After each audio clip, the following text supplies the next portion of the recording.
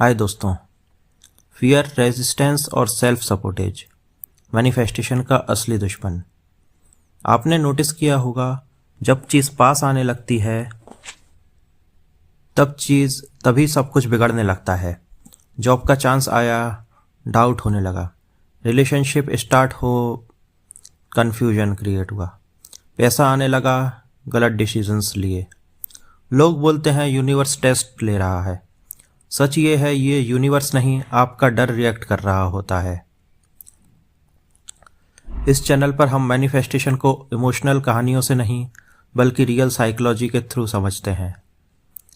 Fear क्या होता है एक्चुअली? फियर सिर्फ डर नहीं होता। फियर एक प्रोटेक्शन सिस्टम होता है। दिमाग का काम होता है आपको सेफ रखना, सक्सेसफुल बनाना नहीं। जब भी कोई नई चीज़ आपकी करंट आइडेंटिटी को चैलेंज करती है, दिमाग उसे डेंजर बोल देता है, चाहे वो चीज़ आपके लिए अच्छी ही क्यों ना हो। फियर क्यों तब आता है जब चीज़ पास होती है?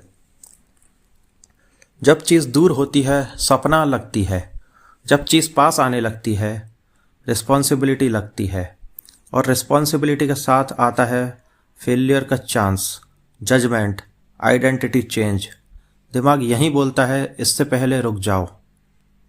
Real example, career.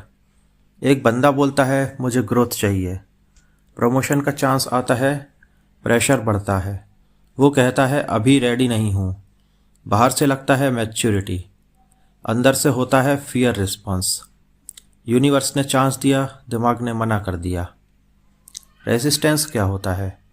रेजिस्टेंस का मतलब होता है अंदर ही अंदर अपोज करना। आप बोलते हो मुझे चेंज चाहिए, लेकिन आप डिले करते हो, एक्सक्यूजेस ढूंढते हो, कंफर्ट चूज़ करते हो। ये लेजीनेस नहीं है, ये आइडेंटिटी प्रोटेक्शन है। सेल्फ सपोर्टेज कैसे शुरू होता है? जब फियर और रेजिस्टेंस काम नहीं करते, दिमाग नेक्स्ट स्टेप लेता है, सेल्फ सपोर्टेज।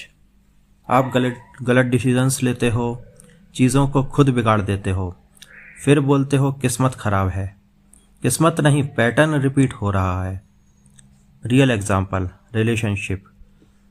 एक इंसान इमोशनली रेडी है, अच्छा पार्टनर मिलता है, फिर अननेसेसरी आर्ग्यूमेंट्स, ओवर थिंकिंग, दूर भागना, बाहर से ड्रामा लगता है, अंदर से होता है फियर ऑफ इंटीमेसी।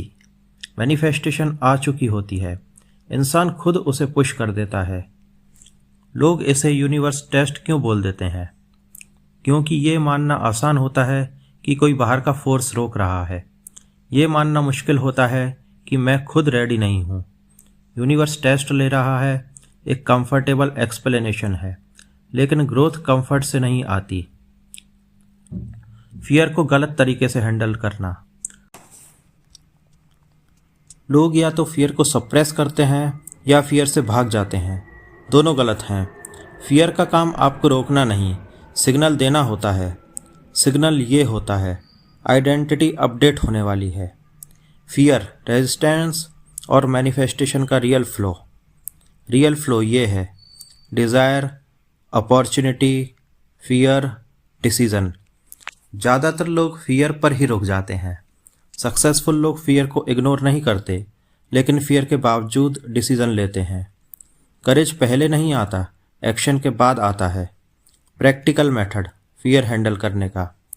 जब भी फियर आए, खुद से 3 सवाल पूछिए।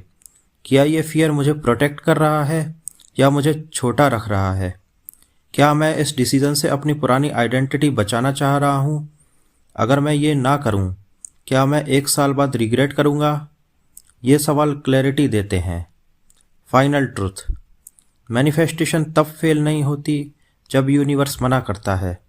मैनिफेस्टेशन तब फेल होती है जब आप खुद रेडी नहीं होते। फियर आना गलत नहीं, फियर को डिसीज़न बनाना गलत है। जब आप फियर के बावजूद एक छोटा एक्शन लेते हो, तब लॉ ऑफ अट्रैक्शन नेचुरली काम करता है। ये video law of attraction reality series का एक क्रिटिकल पार्ट है, जहां हम बिलीफ, आइडेंटिटी और बिहेवियर के रियल ब्लॉकर्स को समझ रहे हैं।